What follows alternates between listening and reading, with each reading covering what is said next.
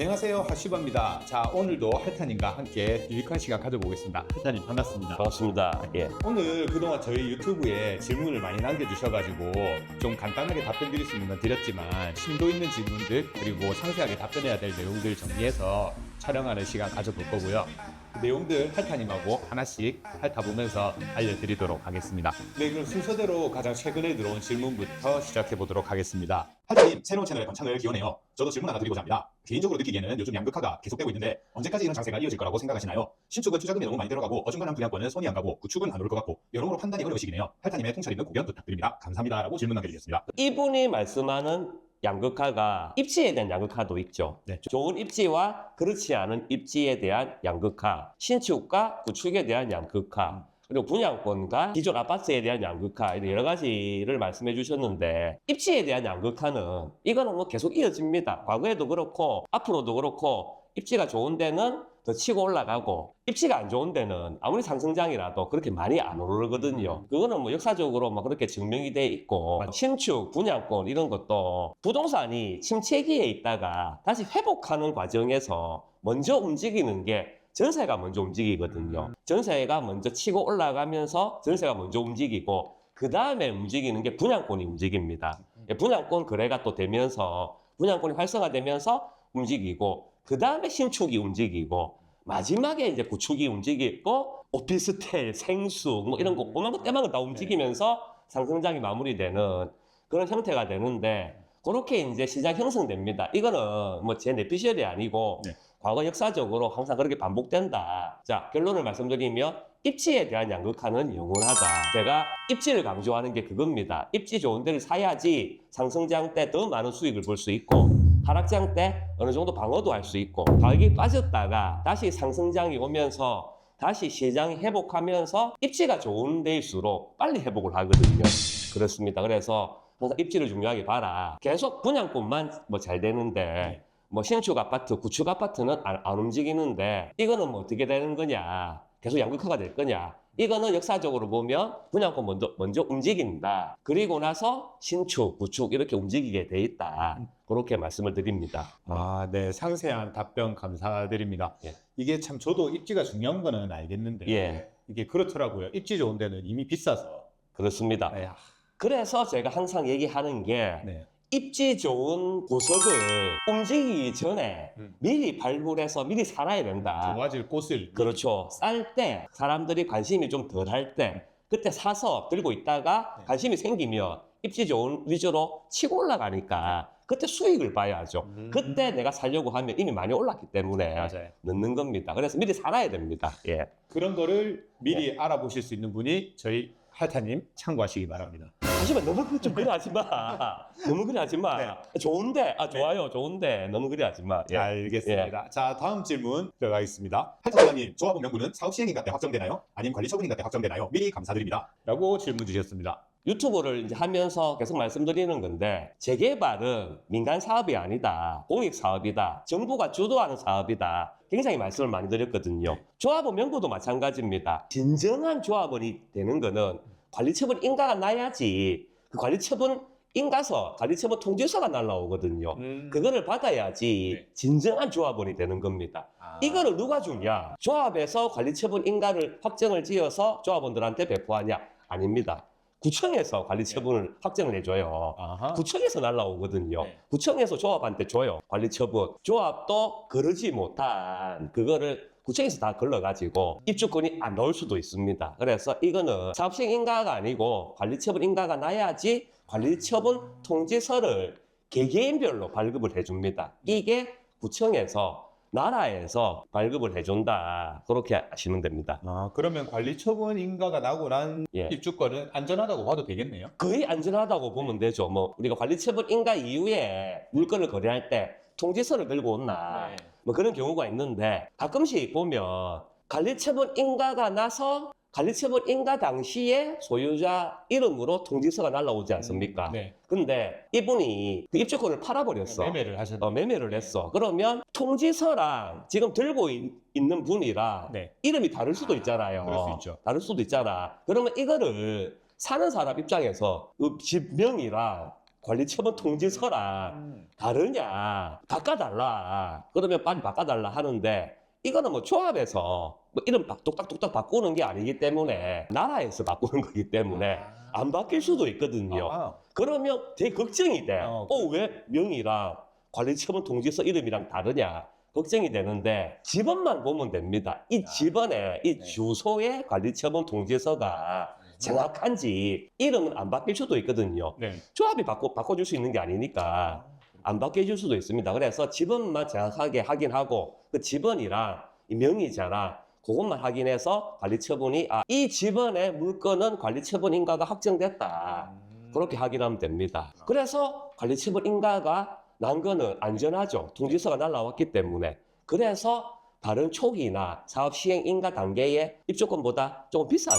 예. 그래서 내가 돈이 여유가 있고 안전한 걸 선호한다. 그러면 관리처분 인가가 다 완료된 거, 통지서가 나온 거, 그런 걸 거래하시면 됩니다. 아, 예. 좋은 팁 감사합니다. 예. 네, 그럼 바로 다음 질문으로 넘어가 보겠습니다. 사시인가가 안 났지만 우상구역 간평 시작하네요. 사시인가 안 나도 속도를 위해 간평 같이 해도 되는지요? 한 집 즉쇼 때부터 조용히 구독하고 있습니다. 늘 응원합니다. 라고 질문해 주셨습니다. 자, 사실 인가가 안 났는데 간평하고 있다.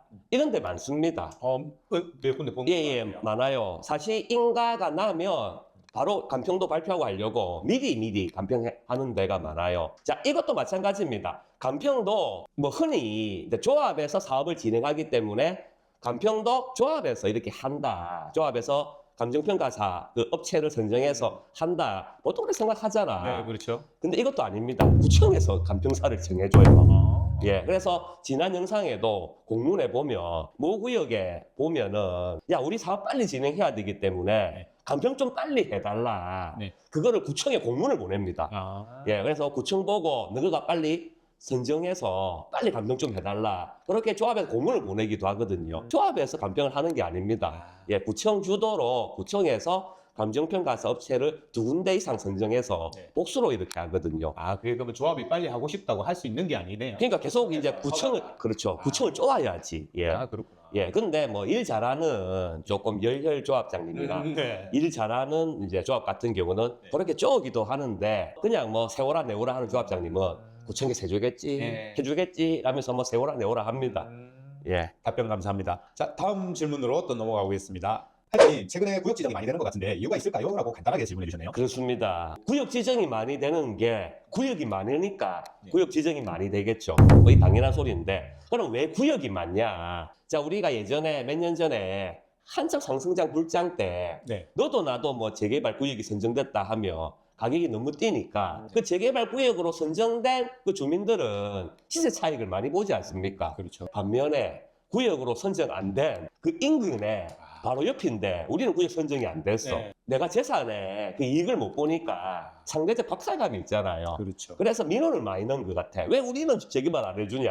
우리도 똑같이 낡았는데 우리도 재개발 해야 되는데 왜 우리는 구역으로 지정을 안 해주냐? 재개발 안 해주냐? 이런 식으로 부산시에 좀 민원을 많이 넣은 것 같아요.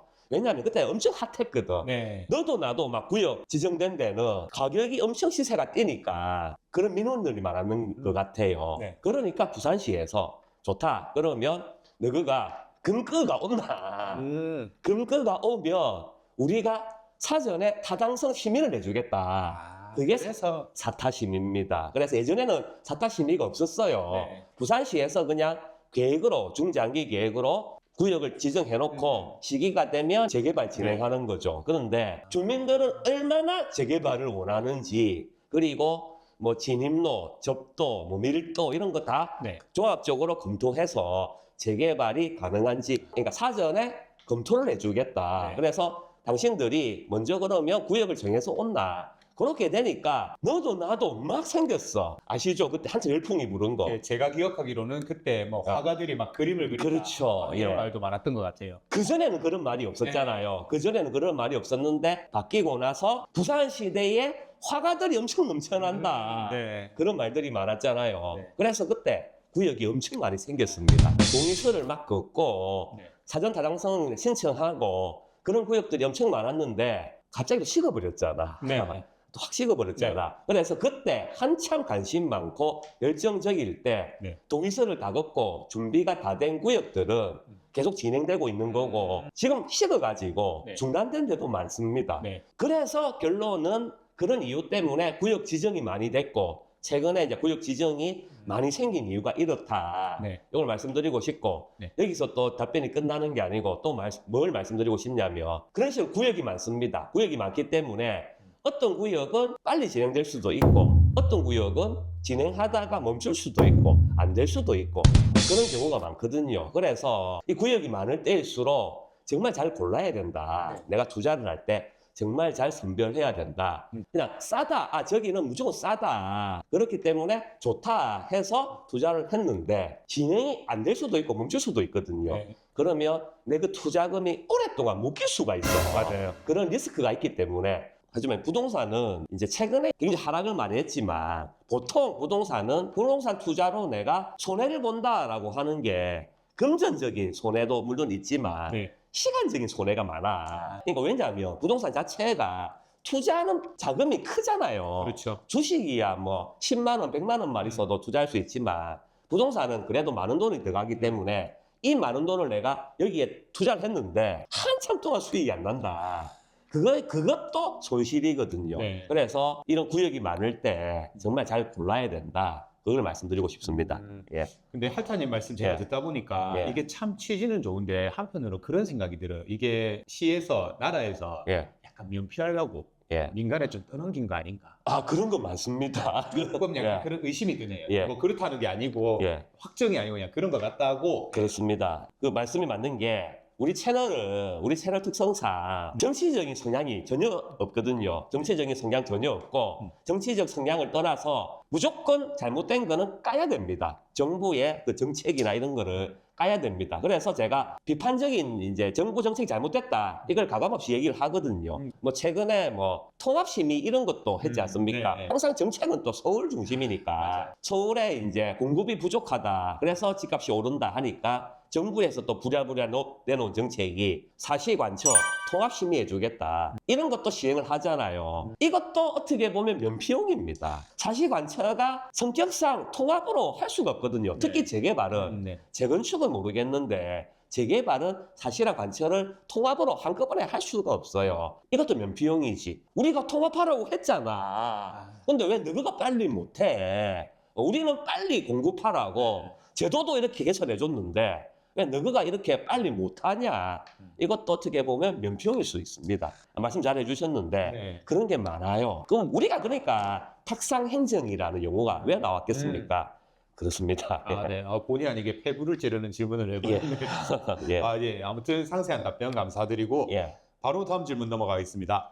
자, 하차님 오늘도 영상 많은 도움이 되셨습니다. 앞서 다른 영상에도 질문 하나 드렸는데 추가로 하나만 급하게 질문드리고자 합니다. 오늘 부동산으로부터 세입자분이 한 달 전 돌아가셨다는 소식을 듣게 되어 안타깝고 한편으로는 당황스러운 상황입니다. 이런 상황에서 새로운 임차인을 구하는 것과 보증금 반환하는 절차를 어떻게 현명하게 진행해야 할지 고민입니다. 저도 개인적으로 알아보고 대처하겠지만 할타님이 이 주제를 다뤄주시면 저뿐만 아니라 여러 사람들에게 도움이 될 것 같습니다. 감사합니다. 이렇게 질문해 주셨네요. 아, 조금 안타까운 사연인 것 같습니다. 그렇습니다. 먼저 참 안타까운 사연이고 무리니를 위한 질문과 답변 영상을 할 때 항상 얘기하는 게 저는 제가 모르는 거는 답변을 안 한다라고 얘기를 하거든요. 네. 왜냐하면 자 이런 질문들이 나오면 네이버나 네. 뭐 구글이나 그다음에 뭐 챗 GTP나 네. 이런 사람들한테 이 사람이 아니지 이런 네. 예 이런데 검색을 해보면 알 수가 있거든요. 네. 근데 검색해서 아는 지식은 제 지식이 아니잖아요. 그렇죠. 그러니까 전 답변을 잘 안 합니다. 그래서 이 질문을 보고 내가 잘 아는 것만 이렇게 답변을 하는데 이 질문도 제가 뭐 살아가는데 세입자분이 돌아가셨거나 그런 경우가 제가 없지 않습니까? 잘 모르니까 답변을 원래 안 하는데 네. 이것도 답변을 합니다. 네. 왜 하냐? 우리 채널이 지금 완전 초기거든요. 그래서 소중합니다. 이 네. 답변들이. 그래서 꾸역꾸역 답변을 할 건데 양해를 부탁드리는 게 잘 모릅니다. 잘 모르는데 제가 경험상 부동산 투자를 하도 오래 하다 보니까 약간의 들은 경험 이런 게 있기 때문에 말씀드리는데 정확하게는 말씀 못 드리고 제가 유의할 점 위주로 답변 한번 드려볼게요. 자, 세입자분이 갑자기 돌아가셨다. 보증금 반환 문제가 발생을 하고 네. 그 다음에 안에 짐이 있지 않습니까? 그렇죠. 그 크게 두 가지 문제가 발생하는데 보증금 반환은 보통 우리가 상식적으로 상속인한테 반환을 하면 된다. 네. 그런데 제 아는 상식으로 저도 뭐 법 공부를 많이 했기 때문에 제 아는 상식으로 돌아가셨을 때 1순위 상속자가 같이 거주하는 동거인이 되거든요. 맞아요. 그게 만약에 뭐 남편이 돌아가셨다 그러면은 뭐 아내분이 될 수도 있고 아내분이 돌아가셨다 그러면 남편분이 될 수도 있고 이게 1순위 상속자인데 그렇게 같이 동거하고 계신 분이 뭐 보증금 돌려달라 내한테 주면 된다 하면 그거는 뭐 괜찮습니다. 근데 문제가 뭐냐 이런 확실한 경우 빼고 네. 상속인이 많아. 네. 그럴 수 뭐 있죠. 부모, 형제, 뭐 자식 많은데 누군가 연락 와서 뭐 내 큰아들인데 내 뭐 누군데 내한테 보증금 돌려주면 된다 했을 때 그분한테 보증금을 돌려주면 송사에 휘말릴 수가 있어요. 네. 왜 함부로 그 사람한테 보증금을 다 줬냐 내한테는 왜 안 줬냐 그렇게 송사에 휘말릴 수가 있거든요. 맞아요. 그래서 그걸 조심해야 됩니다. 뭐 이리저리 연락이 올 수도 있어요. 내한테 달라, 내한테 달라. 연락이 올 수도 있어. 그럼 골치 아프거든요. 그러면 너희끼리 뭐 합의서를 적어 오라 한다든지 네. 각서를 써오라든지 뭔가 법적으로 공신력이 있는 문서를 들고 온나 그렇게 책임을 좀 면피를 해야 됩니다. 보증금 돌려줄 때 누가 달라고 했다 해서 함부로 돌려주면 안 된다는 거. 맞아요. 상속 이런 문제를 잘 해결해야 되고 자기들끼리 상속으로 싸우는 거 내가 관여할 필요 전혀 없어요. 안 주면 됩니다. 해결될 때까지. 안 주면 되고 해결되면 오라. 뭔가 들고 온나. 법적으로 뭐 당신들끼리 싸운다. 그러면 소송해서 판결문 들고 온나 하든지 그런 식으로 해야 되고 자, 두 번째 집 문제가 있어. 이 집 문제가 왜 생기냐. 상속인들이 있다. 그러면 상속인들이 자기 보증금 받기 위해서 짐을 빼겠죠. 그렇죠. 그거는 문제가 안 돼. 근데 상속인이 없다. 상속인이 없다. 그럴 수 있어요. 연락이 없다. 아무도 연락 없다. 네. 근데 세입자는 또 받아야 되겠고 집을 이들을 방치하기에는 그런 문제가 생길 수 있지 않습니까? 네. 그러면 짐을 빼야 돼요. 예, 짐을 빼는데 그 짐을 내가 함부로 빼서 다 버리면 안 돼. 그거 큰일 나죠. 큰일 납니다. 그래서 짐을 빼서 보관업체에 안전하게 맡기셔야 됩니다. 그러면 그 비용을 어떻게 하냐. 나중에 혹시라도 상속인이나 수령자가 나타났을 때 그 보관비를 빼고 보증금을 반환하시면 되고 그렇게 하시면 된다. 그래서 짐도 함부로 버리지 마라. 진짜 끝까지 상속인도 안 나타나고 이 돈을 어떻게 해야 될지 모르겠다. 그렇게 될 경우에 뭐 법적으로 보면 국가에 기속된다 돼 있거든요. 맞아요. 나라에 돈을 갖다 줘야 됩니다. 절대 내 거다 해서 내가 그거 다 쓰면 큰일 납니다. 네. 그거를 마지막으로 말씀드립니다. 예. 아, 네, 이 얘기에 대해서는 제가 조금 부가로 들으면 그래요. 예. 이게 왜냐면 제가 경험을 해봤거든요. 아, 경험해봤습니까? 네. 아, 예. 제가 저희 장모님께서 예. 조그마한 원룸은 아니고 다가구 주택을 들고 계셔서 예, 예, 세를 예. 놓고 계시는데 아. 작년에 세입자분이 돌아가셨어요. 아, 그래요. 예, 그러면서 이제 제가 아. 중개사니까 예. 장모님께서 이걸 어떻게 해야 되느냐 예. 이렇게 하셔가지고 제가 직접 해결을 한 사례가 있는데 예. 할타님께서 말씀해주신 이 얘기가 거의 FM에 가까운 정답이었고 그렇죠. 예. 실제로 저도 그렇게 해결을 했었고 아, 저 같은 경우는 이제 거기서 추가로 어떻게 했었냐면 아드님이란 분이 먼저 저희한테 연락이 왔어요. 제가 아들인데 예. 보증금은 얼마 안 됐어요. 아, 예. 300만 원인가 그랬는데 예. 돌려달라. 아. 근데 저희는 알 수 있는 방법이 없으니까. 그렇죠. 예. 하면 가족관계 증명서든 예. 입증할 수 있는 서류를 주십시오. 아, 예. 근데 지방에 계신 분이라 직접 대면은 못하고 예. 이렇게 서류를 막 주시더라고요. 예. 주민등록증하고. 그런데 저희도 이제 그 상속 부분에 어떻게 혹시 다른 분이 나타나서 그렇죠. 이게 또 저희가 문제가 될 수도 있으니 예. 그냥 깔끔하게 저희는 법원에 공탁을 하겠다. 아, 예. 그렇게 하려고 했는데 클릭이 작은 거예요. 그렇죠. 예. 그래서 이제 뭐 그 뒤에도 여러 차례 이제 제가 그 아드님하고 아드님이라 주장하시는 분하고 네. 통화를 하고 이제 뭐 확인할 수 있는 저 입장에서는 모든 서류를 다 확인하고 이제 그 아버님께서 돌아가시면서 있었던 한 2-3달 정도 분의 월세를 빼고 아드님께서 오셔서 짐을 다 빼주시면 우리가 드리겠다. 아. 그래서 짐까지 싹 정리해 주시고 반환을 해드린 적이 예. 있습니다. 얘가 이제 질문과 답변을 듣다 보니 갑자기 그때가 불현듯이 생각이 나가지고 예. 제 말씀을 첨언을 드렸습니다. 아, 그렇습니다. 그래도 이제 하쇼바님은 직업으로 중개사를 하고 계시니까 네. 아들이 나타났을 때 돈 달라 했을 때 네. 바로 안 주고 네. 또 절차를 밟으셔서 꼼꼼하게 했다. 네. 그 말씀이신데 맞습니다. 근데 보통 일반인들은 아들이 다 돈도 그러면 바로 줘버리거든요. 맞아요. 그게 문제가 생길 수 있다. 그랬다 나중에 딸이 나타나서 너는 그렇죠. 그러면 네. 본인이 책임져야 될 수도 맞아요. 있어요. 뭐 300만 원이라 했는데 네. 3억이면 어떻게 했습니까? 큰일 나죠. 큰일 나죠. 네. 그래서 조심해야 된다. 그거를 먼저 말씀드리고 싶고 두 번째 한수반님 네. 불인이 컨셉 아, 네, 알고 있어도 네, 네. 참아. 알겠습니다. 참든지 안 그러면 저한테 몰래 얘기해줘. 아, 알겠습니다. 내가 대신 얘기해줄게. 알겠습니다. 아, 이거 농담입니다. 예.